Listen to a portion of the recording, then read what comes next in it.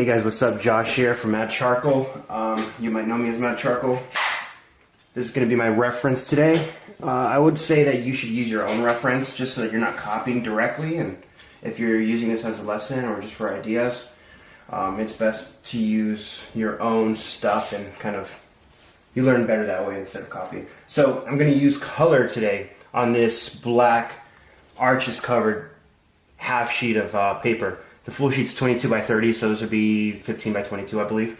And I just cut it in half, folded it, tore it off. It gets a nice edge if you do it right. Sometimes I rip them, but usually they're okay.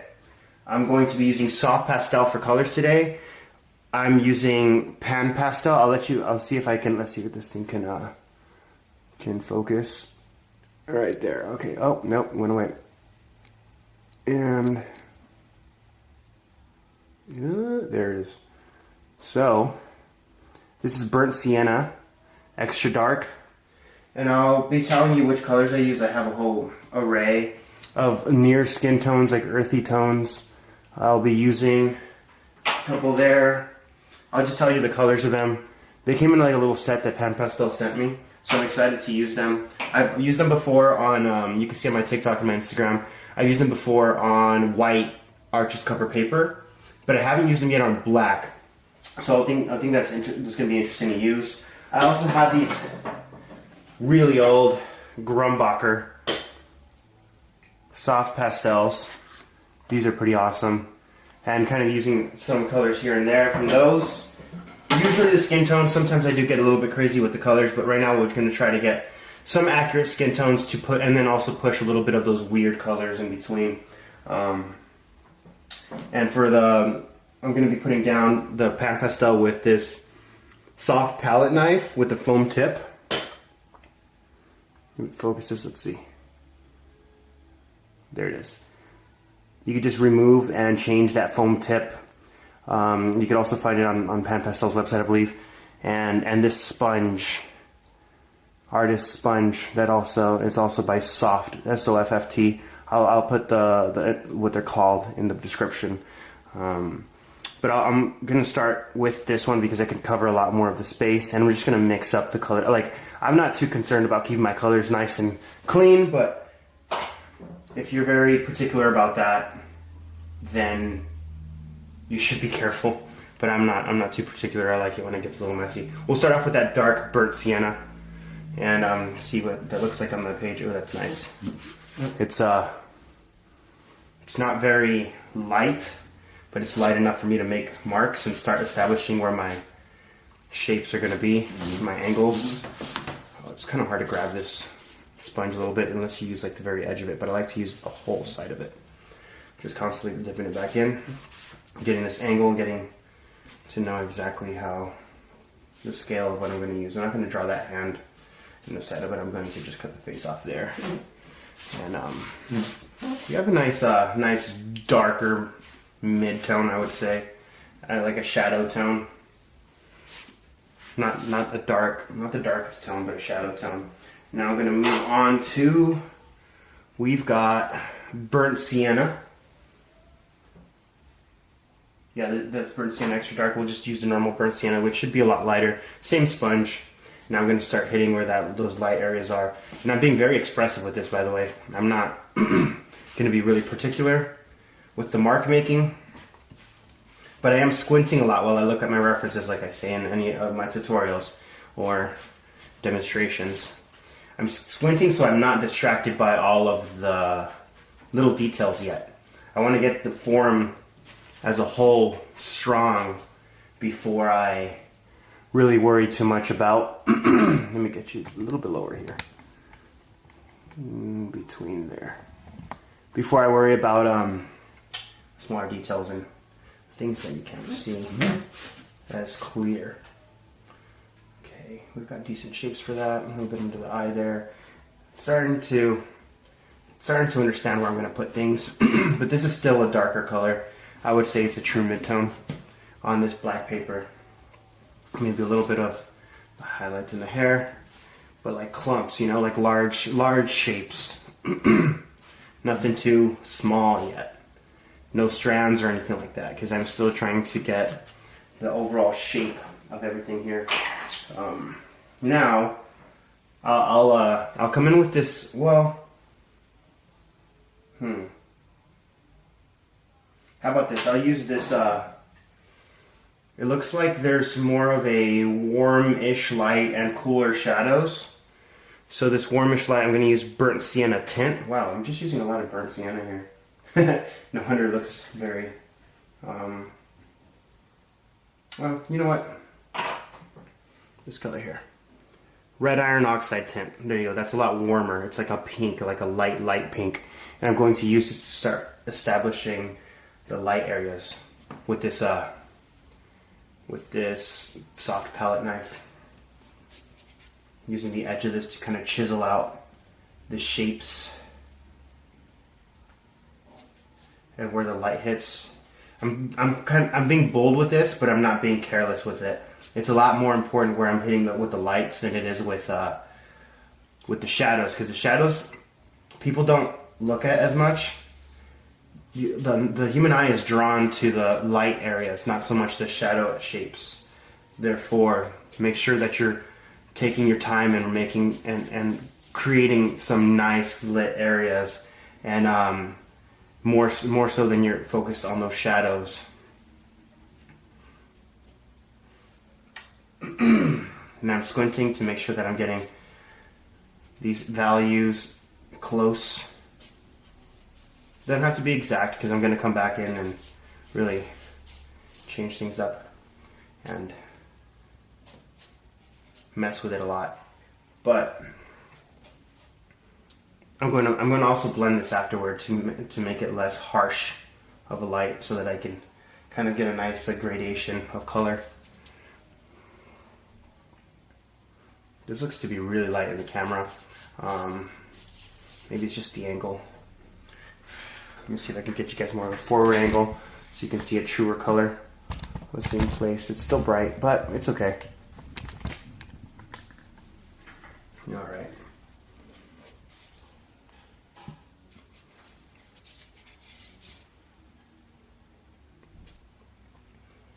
Hint at that bottom lip right there. Just trying to squint and see where those values are hitting and what they align with. This slight angle is pretty difficult because it's easy to start to get really flat with it and automatically turn it. But keep that angle, find that angle, so that, like, I've got like a, I'm not sure how much it would be in degrees, but just slightly off angle. Like if this is 90 and this is 45, 180, 90, yeah, maybe 80 degree angle, I want to say. But I'm trying to keep it. I'm not trying to lose it. You could even exaggerate it a little bit so that you make sure you don't lose it.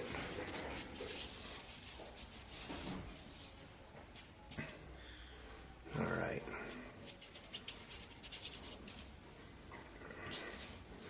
I'm being very expressive with it, but still trying to be pretty accurate with the angles and locations of everything. But the brush stroke is just loose. Trying to keep it loose. Okay. Awesome. Now I'm going to take a paper towel, if I can find one. I cannot find one. I think I ran out. I'm going to use this other sponge with like a dirty, older, larger scale soft sponge. There you go. I'm just going to blend. Not pressing too hard, but I want to lose some of those harsh marks and values, those bright values. Okay. Let's come in with a cooler, let's use a cooler shadow color. Something like a burgundy. No. Something bluish. This is a really bright blue. I don't know if, we'll test this out. So this is a very bright blue. You can tell that color there. So that might not work. Should we try this purple here? I think we should try the purple. Just kind of use it as, obviously there's no purple in the reference, but I know that by looking at the reference that I've got a cooler, usually it's a cooler shadow and then a warmer light source. So it won't hurt to kind of drop in some of these cool darker values, extra exaggerated cool darker values. That way it'll pop a lot more when I use those warm values. There you go. That looks nice. And I could always mix these with black if they get too bright, and if they're too vibrant.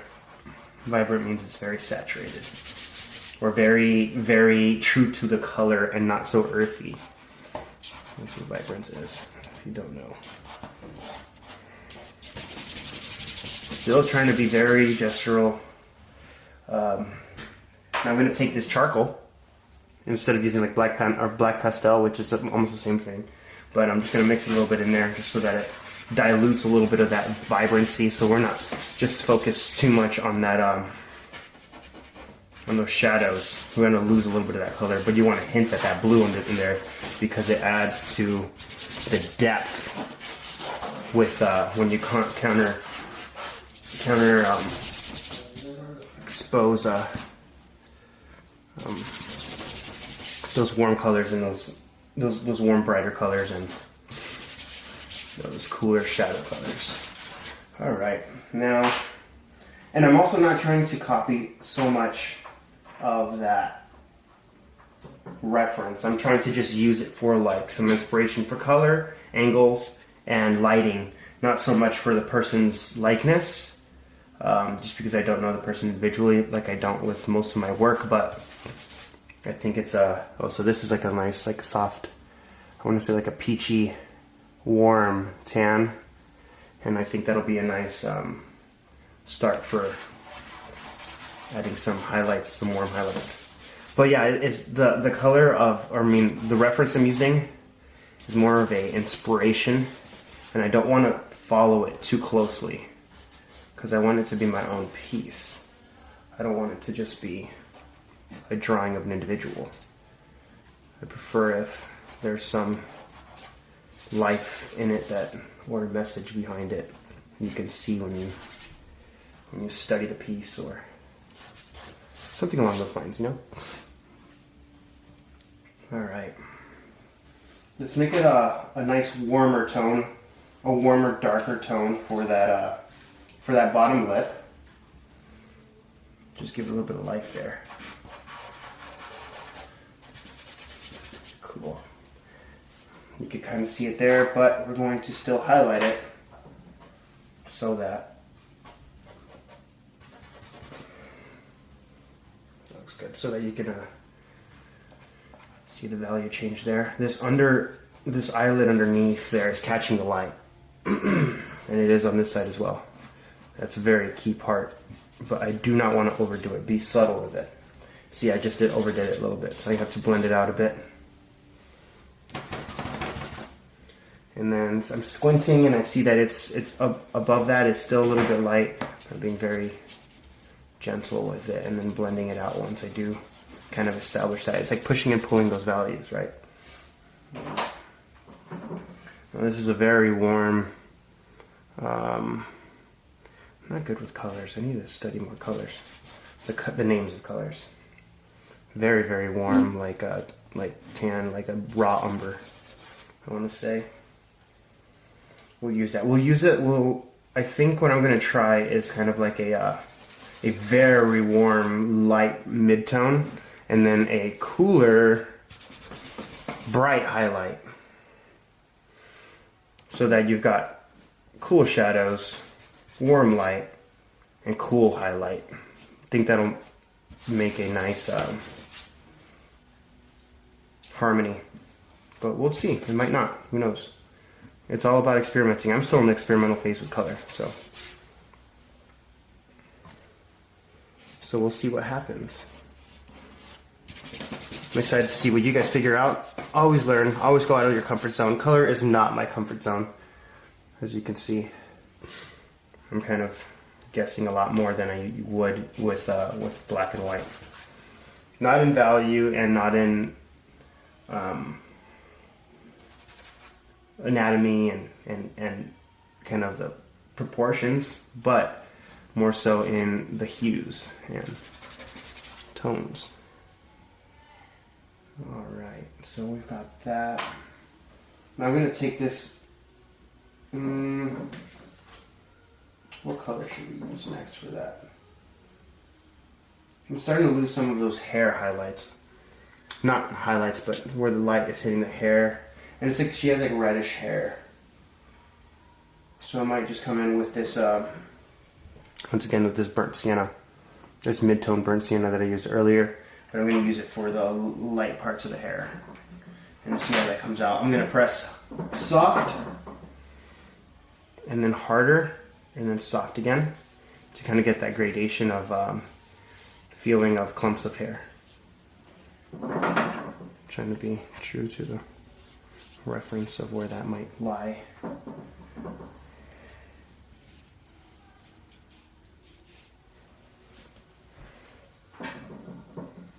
Comes in right here.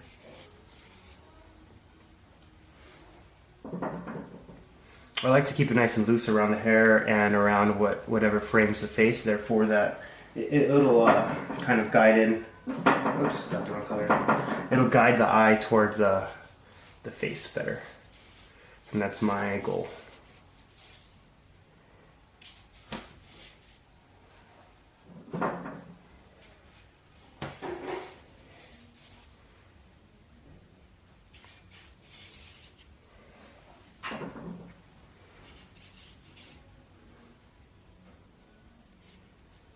There we go. Let me back you guys up just a little bit so you get a better idea of the whole thing. Now I'm going to come back with that black, the charcoal. I've noticed that the nose is drooping a little too far. The end of the shadow here is at a place that I like, and the mouth is at a place that I like, but I think I've found that the nostril should be up higher when I look at the angles on the face here, so I'm going to try to fix that. We'll see how that goes. Let's do it. And then we've got some shadow coming in here that I haven't really established good enough.